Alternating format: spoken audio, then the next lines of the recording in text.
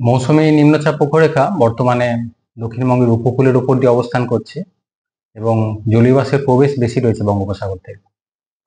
এর প্রভাবে আগামী এক সপ্তাহ প্রধানত বিক্ষিপ্ত ধরনেরই বৃষ্টিপাতের সম্ভাবনা থাকবে।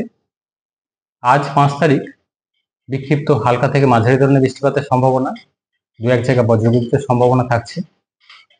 6 থেকে 7 তারিখ বৃষ্টিপাত আরো কম থাকবে, প্রধানত বিক্ষিপ্ত হালকা বৃষ্টি সম্ভাবনা থাকবে 6 থেকে 7 তারিখের মধ্যে, অর্থাৎ সব জায়গায় থাকবে না বৃষ্টিপাত, থাকলেও হালকা ধরনের।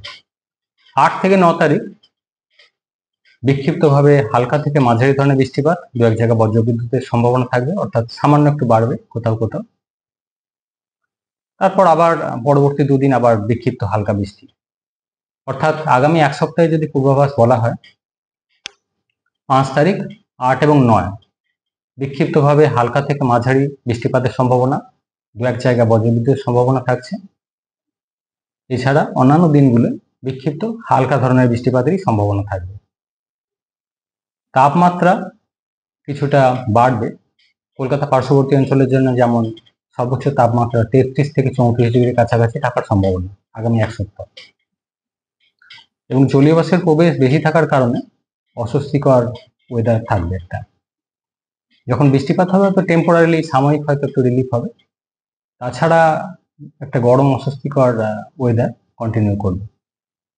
কলকাতা পার্শ্ববর্তী অঞ্চলের জন্য আগামী 24 ঘন্টায় হালকা থেকে মাঝারি ধরনের বৃষ্টিপাতের সম্ভাবনা থাকছে। তারপর পরবর্তী কিছুদিন প্রধানত বিক্ষিপ্তভাবে হালকা বৃষ্টিপাতেরই সম্ভাবনা থাকবে, অর্থাৎ সব দিন হয়তো বৃষ্টিপাত থাকবে। উত্তরবঙ্গের জন্য আগামী দুদিন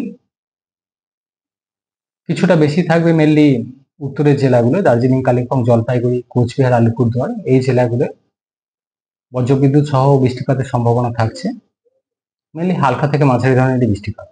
7 তারিখ থেকে উত্তরবঙ্গে বৃষ্টিপাতের পরিমাণ বাড়বে, বিশেষ করে উত্তরের জেলাগুলো দার্জিলিং, কালিম্পং, জলপাইগুড়ি, আলিপুরদুয়ার, মেনলি এই জেলাগুলো 7 থেকে 10-এর মধ্যে দু এক জায়গায় ভারী বৃষ্টির সম্ভাবনা থাকছে।